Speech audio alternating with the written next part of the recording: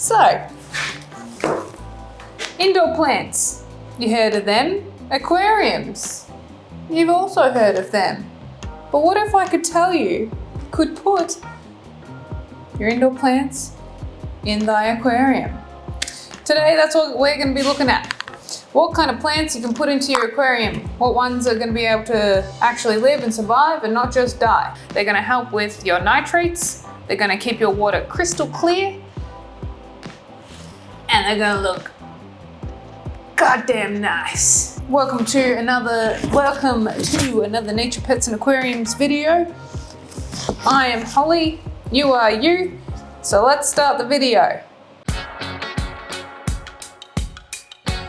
First one on the list, Filidendrum. The thing that I like about Philodendrums is that if you don't run CO2, you still get a little bit of a sprinkle of red into your aquarium. And you can also get varieties that have deep red roots and they look absolutely stunning. Plus, they also get quite big.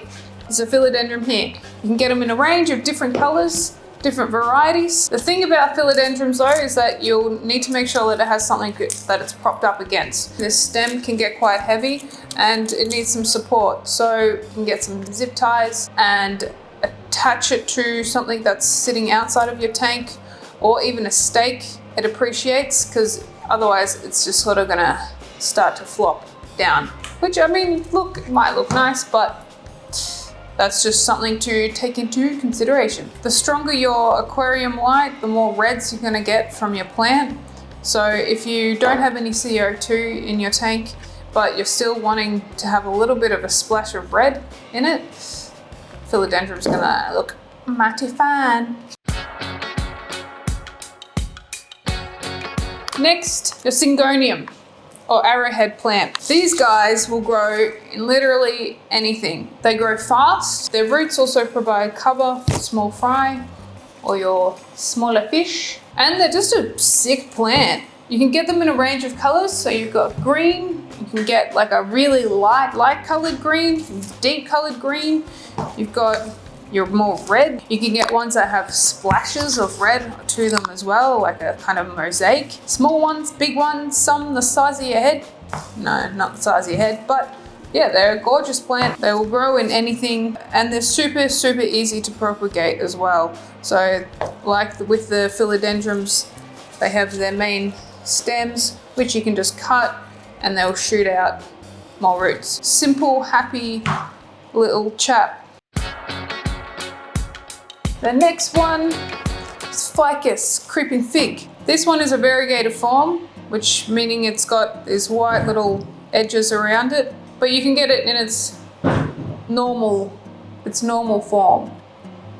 I don't know what, its OG form. It's non-mutilated by human or nature science form. It's OG form. You can get it in that, which I will take you out and show you because it's currently growing in one of our big tanks. This is it in its normal form,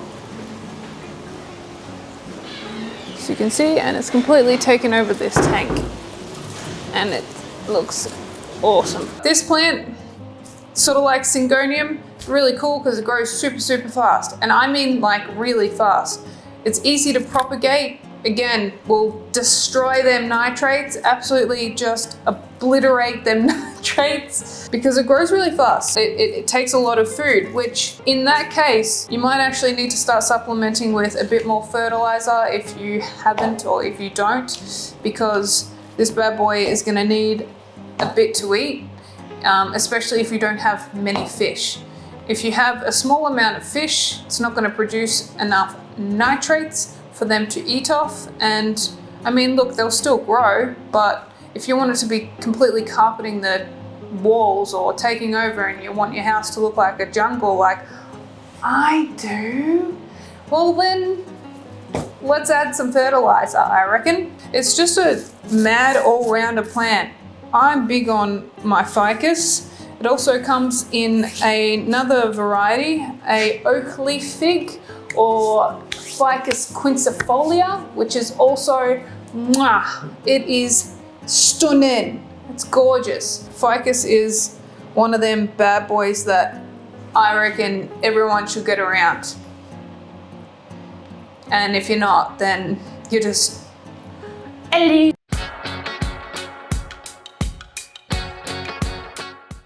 Spathiphyllum. Next is the spathiphyllum. Your peace lily. Don't really know what exactly is peaceful about the peace lily, because if you don't keep this in an aquarium and you have this at home, then you will know that this bad boy is the biggest drama queen ever. Ever. If you do not water this plant and you've got it in a pot, it'll look sad. This one's starting to look sad already. Look, I'll show you. It's starting to look sad. Oh, I haven't had a drop of water in days. Which, yes, is true, but also, chill out, dude. It's not that important. I mean, well, it is. You're trying to survive. So, to counteract that so that we don't have a sucky peace lily, you can put it in the tank. If you want flowers coming out of your aquarium, peace lily's got you. Peace lily will send up these gorgeous little white heads. They're really, really nice. One thing I'll say about peace lilies is that they're toxic for your cats or your dogs. So just keep it up high. Don't let them near any of the flowers either, because, you know, vet bills are really expensive. And also, you know, obviously we don't want our cats and dogs getting sick, but also, why are vets so expensive?